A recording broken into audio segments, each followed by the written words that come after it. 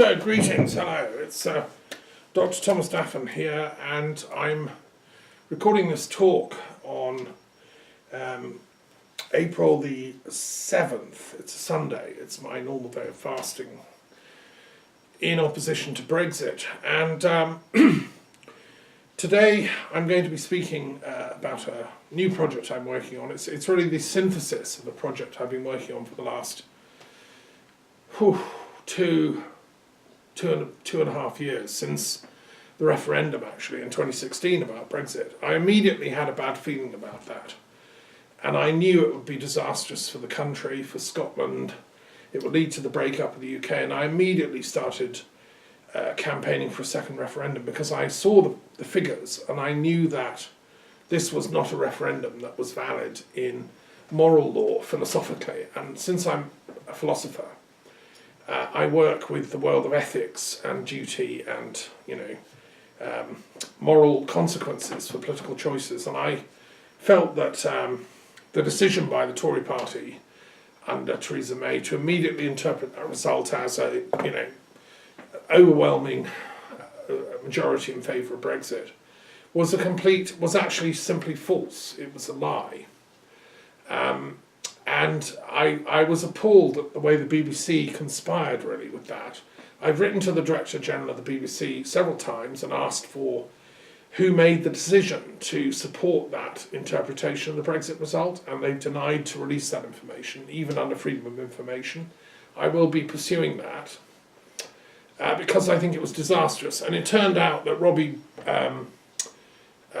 Gibbs, who was director of the BBC's political affairs programmes at the time, was actually a hard Brexiteer right from day one. He basically made that decision, it seems to me. But what I'm trying to find out is who in the BBC higher echelons colluded or connived in that. And he is now head of Theresa May's communications department in number 10 Downing Street. So I find it unbelievable that basically, the media has been politicised by Brexit in a way that I've not seen in my lifetime in the UK. I don't think we've seen it since the Nazi Party were in power in Germany. And in fact, it's very interesting that the way the Nazi Party came to power and manipulated public opinion through Goebbels was very similar. Goebbels is an interesting man. He was one of the few Nazis to have a doctorate, and he wanted to be a romantic poet, and he studied philosophy and poetry and literature at the University of Heidelberg with a man called Professor Friedrich Gundolf, who was half Jewish. This is the irony of Goebbels' life. And Gundolf was quite an intellectual. He was a member of the Stefan George Circle, which was a poet, of great depth, and their members used to call themselves the Cosmics, right? Great name. Anyway, Goebbels was on the coattails of all this, and he really wanted to be a poet and a playwright. He wrote a play. It was a disaster. His doctorate was on Wilhelm von Schutz, who was a German romantic dramatist who converted to Catholicism, Nothing in his career made it look like he was going to turn out to be the propagandist for the Holocaust and the Nazi experiments. Until, and this is the shocking bit of information, he discovered American advertising. It was American advertising developed as a psychological science that would brainwash people into accepting a certain message, like you need this new car or you need this kind of toothpaste. The American psychologists behind the advertising industry had developed this as a science. And Goebbels, it was like a light going on, and he dropped all his interest in poetry and became an advertising man. He then got involved in politics with the right-wing Nazi party, and he made it, essentially, he created it as a propagandist technique. He was the guy that said that if you tell a lie often enough, it becomes the truth. And unfortunately, this is where I'm a complete opposite. I believe you have to tell the truth, even how painful it is. And that's what I'm endeavouring to do here. And but unfortunately, you see, it was America that invented this advertising technique. And it was exported to Europe under Goebbels, and look at the catastrophe it caused. The thing is that kind of advertising it reduces everything to far too simplistic sound bites. And I maintain that is what is now happening under the Brexit propagandist machinery, that the pro-Brexit lobby are pushing out. They're pushing out direct, they're reading from Goebbels in American advertising. And they're people like Farage, and I mean, they don't actually have any arguments. What they're doing is American propaganda techniques. Look at Farage, he looks like Goebbels, he looks literally like the guy.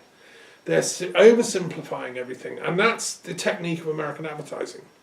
Reduce it to one basic punchline. 2016 referendum got to stand. Irrespective of all the evidence, all the nuances, all the legal issues, none of that. No, and this is what the Nazis did, Jews are evil. Bang, that's the propaganda technique. So that's why I'm so opposed to what Brexit has done to the British mind.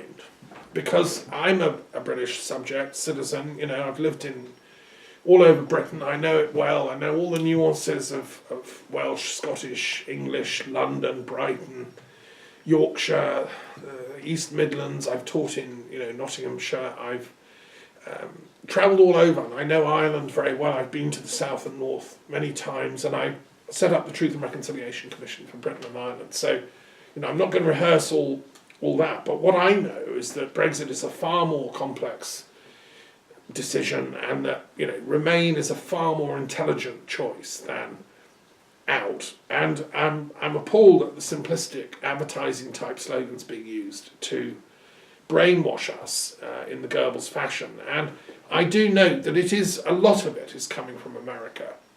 Steve Bannon, Farage, it's an American propaganda campaign. I suppose these people think that Brexit is somehow going to benefit American foreign policy. It's not, catastrophe. It's going to be a disaster. They may think it's going to benefit American economic policy, but then I don't believe one should subject subtle questions of international relations to merely economic self-interest. And America's self-declared, we only care about ourselves now. American nationalism, Steve Bannon and Trump style, is economic nationalism. We will do what's in our profit interests. Well, I'm afraid they've declared themselves outside the community of civilized nations in this, and as a European, as a Brit, I believe we have to morally combat this this ignorance, which is what it is. Civilization is far more than the egotistical pursuit of one's self-interest. And go and read some Kant about duty and ethics. So. Or Aristotle, look at virtue ethics, or any philosophical text. So that's my introduction. What I want to speak about today, therefore, is I've decided to set up a centre for Brexit opposition studies. It's an academic project. Nobody, so far as I know, is doing this. We're all asleep. There are some academic voices upraised against Brexit. There are more and more and more.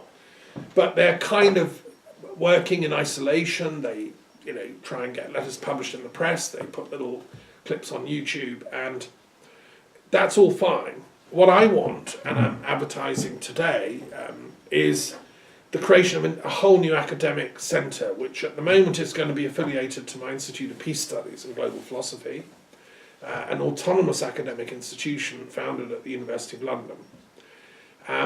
I think Brexit, the possibilities of Brexit, are the worst threat to British culture, prosperity, identity since World War II, and therefore we need to up our game. One of the things that really disturbs me about the Brexit lobby is their anti-intellectualism.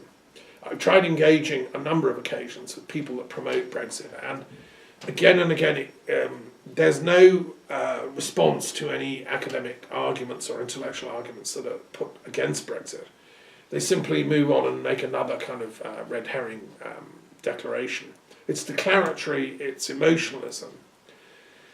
And that's worrying, and it's extremely anti-intellectual. I mean, the the pro-Brexit MPs in the Tory party, the ERG, get up and they say again and again, I'm not an intellectual. I hate intellectuals. You know, it was Goebbels who said, if you show me an intellectual, shoot them, get the gun, you know. Well, obviously, as an intellectual myself, I'm in utter abhorrence that this kind of mentality and thinking is now sweeping over my nation, my beloved UK and the British Isles, and it's not going to happen on my watch. You know, fortunately, the good news is enough people, enough genuine MPs, enough lords and ladies like Betty Boothroyd and hundreds of lords, where I've organised 30 meetings in the past. I was nominated for membership in the House of Lords, you know, at one point. You know, there is an intellectual resistance building up. Look at the eloquence of David Lammy and other fine MPs in the Commons that have seen through the horrors of what Brexit is and where it's come from. So I'm contributing to that from a distance as an intellectual and academic, not as a politician, but having weighed up all the arguments. I think that what's needed is to found a centre for studying Brexit and its origin, and where it came from, and how it can be stopped, and who's trying to stop it, and on what grounds. And therefore I'm calling this the Centre for Brexit Opposition Studies. I'm announcing its birth today. I'm opening up the membership of this organisation and this network to scholars with some academic training and knowledge who want to contribute to our research. And general members of the public also. You know, we all have a stake in this. What I'm going to do is list the types of research that I think need to be done, and this is a big project. This is going to take a year or so. I'm hoping personally that this week there will be a year-long extension agreed by the European Union and the British government and supported by Parliament, and that we will have a year to come up with another deal. Corbyn, you know, whatever, Theresa May, they can come together and work out a deal, which can then be put to the British people in a referendum during that year, at the end of that year period. You know, I believe it should be voted down. I cannot see any deal that will be better than what we have, the existing European Union membership, and I will be working strenuously, tirelessly to support that position, which is Bremain. But the key thing is it should be put back to the British people to decide, and myriads of people are now saying that. But in order to convincingly win that argument and persuade the powers that be that that is the ethical and right thing to do, and the intelligent thing, I'm proposing we need to create the Centre for Brexit Opposition Studies to really understand the beast we're dealing with. You know, as an intellectual and academic and a trained doctor of philosophy, my job is to see what causes a problem, like a medical doctor, and then come up with therapy and diagnostics and so on. So I'm going to run through these topics, and bear with me. They're complicated. I'm not going to go into enormous detail. This is like a menu of the research I'm proposing. Members of the public are invited to get in touch to support and participate in this. If you have ideas, knowledge, information that you want to share, you can email me. You can come and visit me here. I'm mainly in France, but I visit the UK sometime. I will come on a speaking tour of the UK, possibly during the, if there's a second referendum campaign. Okay, question number one.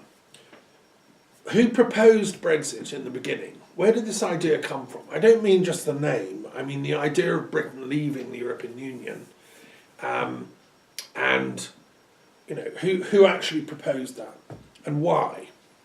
What's its history? Second point is, what's the history behind this idea?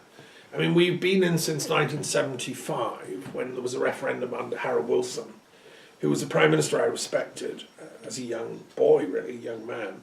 He seemed honourable, he was a decent chap. And I can't remember if I voted in that referendum. I might have been too young. But I might have done. I was studying philosophy at Bristol University, I think. So I probably did.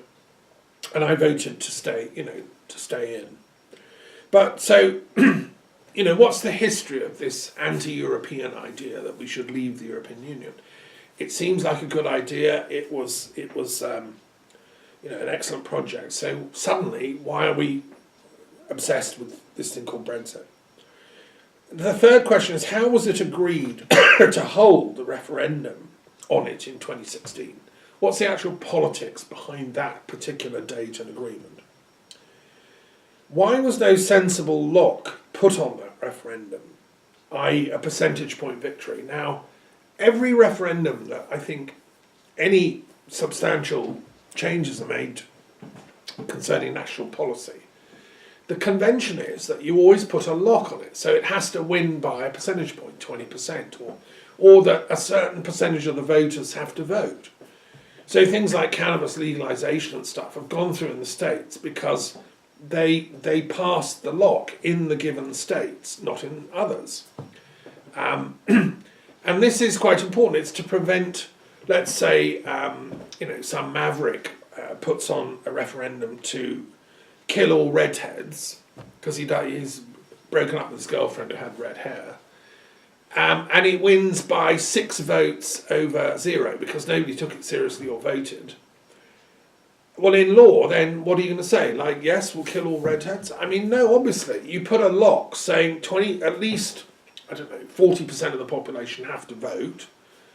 And then at least 20% of those have to approve the idea. I mean, actually, that is probably a bad thing because that would break so many other laws. It would never even be accepted. There also has to be a lock on, like, what kinds of things can come as a referendum. So anyway, I would say there was a catastrophic failure to think through this thing. I mean, I was so busy at the time in 2016. I was living in the Castle on the Mews in Scotland. I was writing, I was working, teaching, travelling. I didn't notice. I can't believe how incompetent these politicians were. So that's the question. Why was no sensible lock put on that referendum? I mean, big question mark. Was it deliberate? Was there bullying going on? Fifth question, which MPs at the time and other political figures were pushing, if not bullying, David Cameron to put that referendum forward at that time and in that way without a lock?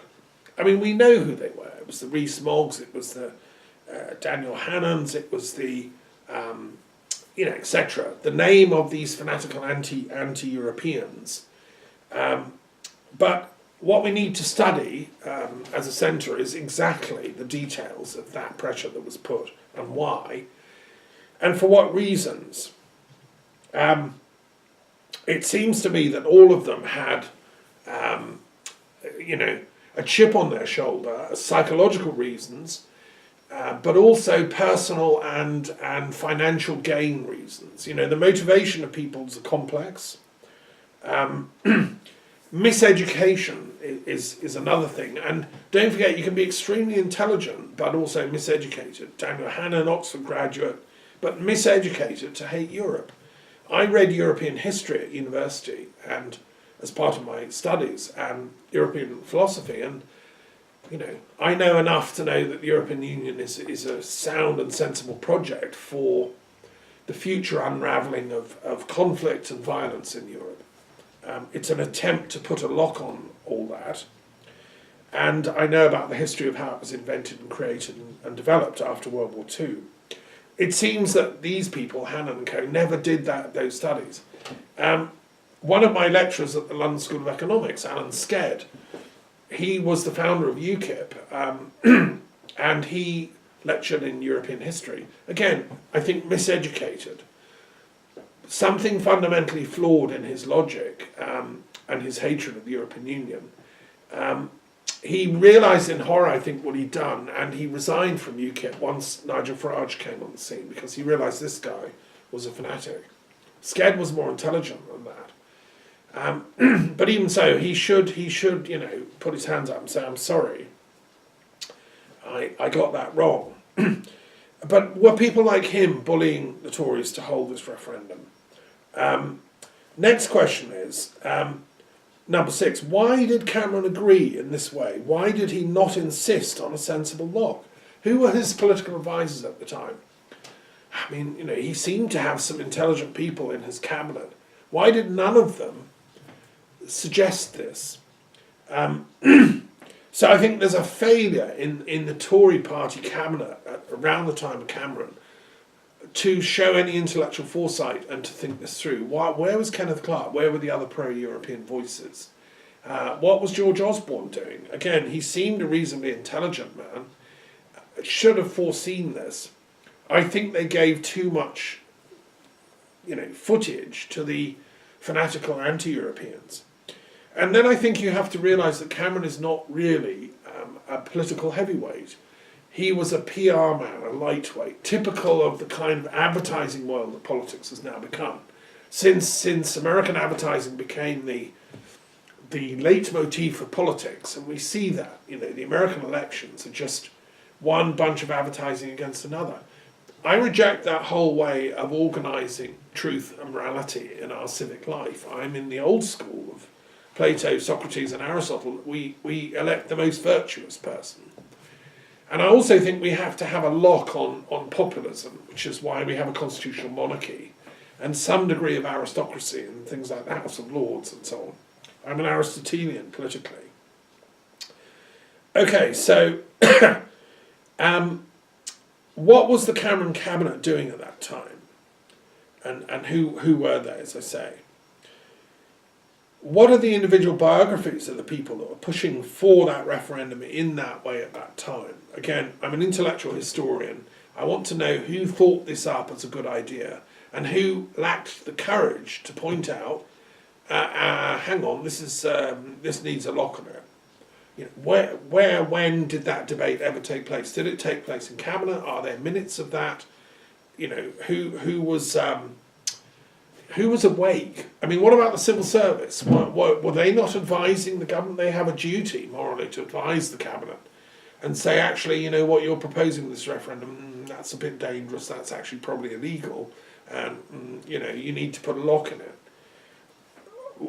Were the civil servants all asleep? Were they, was there something put in the water? I mean, I don't know is the answer, and that's why this needs studying. Another question to ask when we consider the individual biographies of people promoting that referendum in 2016 is, what did they choose to gain? What did they stand to gain personally from this?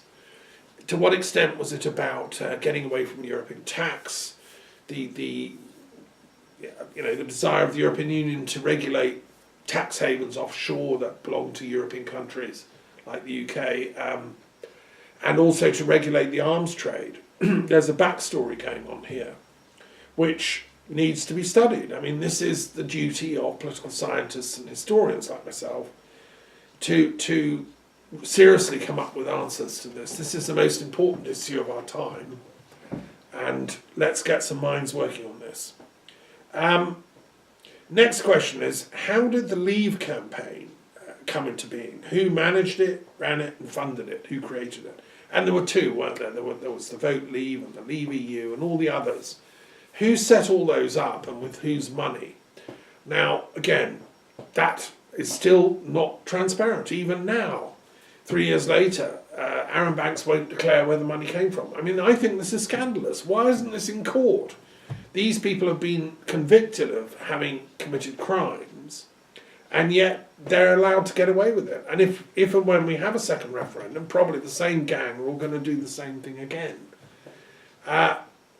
No, that's not acceptable. That's just like just our Centre for Opposition Studies to Brexit needs to look at the details. Who set all these campaigns up, and with whose money, and what has come out in court about this, and what kind of legislation needs to, have they broken, and what can we as citizens and academics do to expose the wrongdoing? I mean, this was criminal. These were criminal activities that were being done. They should suffer the consequences. I personally think that no organisation, no individual that was convicted of crimes in that first referendum should be permitted to be involved in the second referendum. I think there should be a much tighter policing of the foreign interference in the referendum through data analytica and the links to American big capital, which probably funded all this.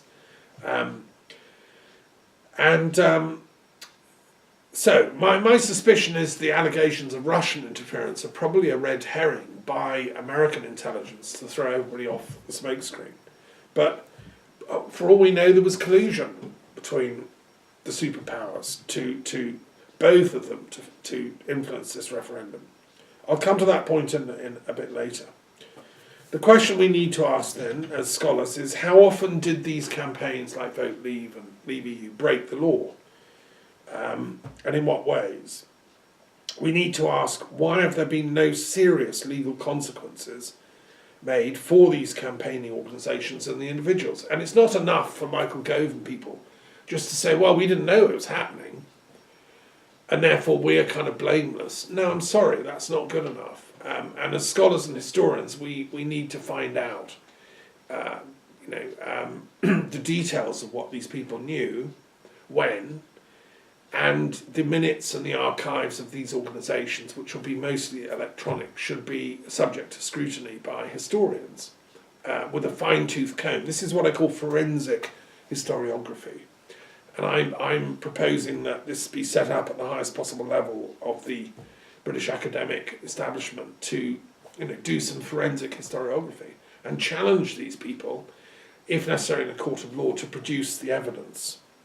And then I think to work with parliamentarians to advise that there should be legal consequences. You can't break the law and then just repeat that. There have to be consequences. So the other question is, why therefore hasn't the Leave result of 2016, which was a narrow victory based on English voting, not on Scottish or Northern Irish, narrowly in Wales, but more substantially in England, why has that not therefore been invalidated, given that the campaigning organisations break the law? Those are legal questions that need answering, and it seems to me totally unsatisfactory that the courts have said that, it was only an advisory referendum, therefore they didn't break the law, and therefore the results can't be invalidated. The logic behind that legally is flawed, and lawyers, historians of law, need to go over that with a fine-tooth comb, because it's an invalid argument in law, and I don't know where the brilliant legal minds are of our generation, but I can assure you that there are counter-arguments to that. And to summarise, I can explain that another time in detail. I already have in one of my previous talks. But that needs to be subject to academic scrutiny at the highest level of legal studies.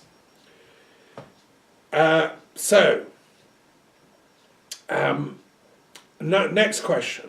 What legal precedents are there when groups conduct themselves illegally during referenda? So what has happened in other countries? Have there been examples in international history recently, let's say since World War II, of referenda where it's been proved that one of the groups conducted themselves illegally? Have those referenda been annulled and redone? What's the precedence here? And also in UK history, have there ever been referenda that have been annulled because of illegality? And if not, why not? I mean, I look back on the original referenda in 1975, and it was such a different era. We politicians seemed to have a sort of inbuilt gene of ethics, that they knew the difference between right and wrong. There was a sort of honour code operative. It was never really written down. And it was expected of you in society. When I was growing up as a young man, one knew we lived in an honourable society in which people told the truth. And yes, you might have a conservative philosophy, you might have a Labour philosophy, but you would stick to the rules of the game of ethics. one never suspected that we'd be entering a sort of Goebbels type era of propaganda that we've now entered. So the question is, in referenda of this sort, who has been convicted in other countries of illegality, and what were the consequences? Because this is a huge question for Britain's legal thinkers to mull over.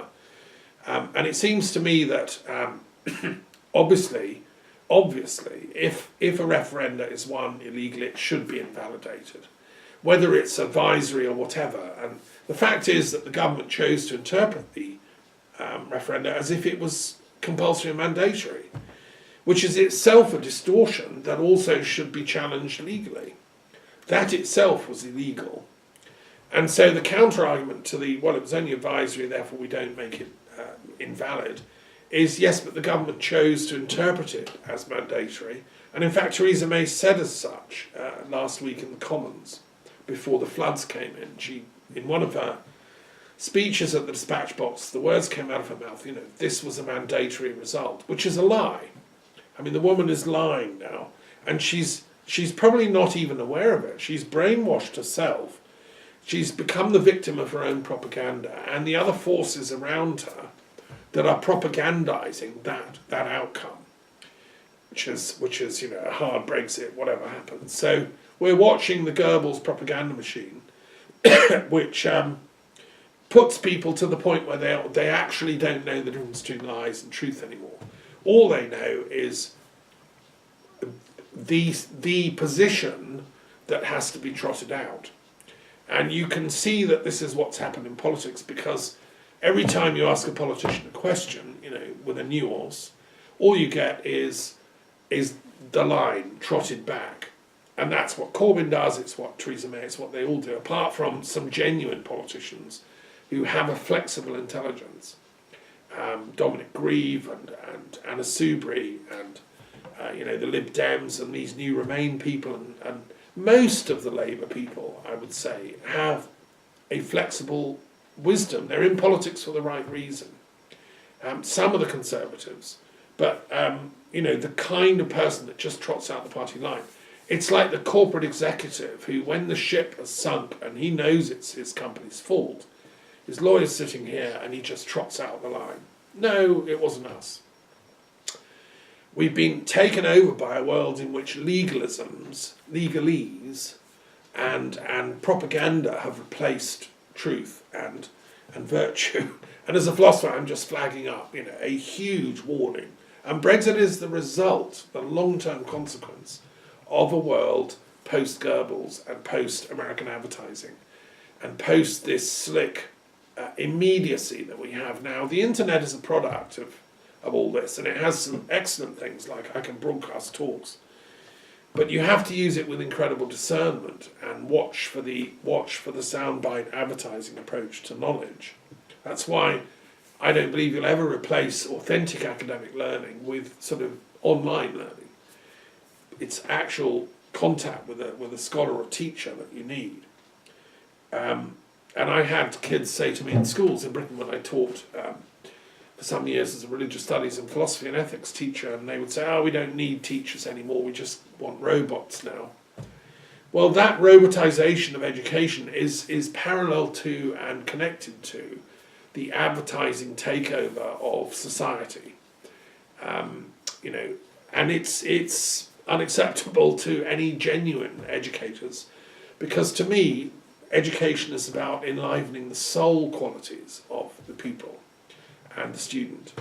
Education is a deep, deep project for awakening the soul, ultimately for, in all the spiritual traditions of the world, that's the purpose of education. It's the awakening of conscience and the rebirth of the soul. That's what the word educatio actually means, leading out from the abyss, the cave, whatever it is, of ignorance and fear and emotional turbulence to a place of wisdom, love,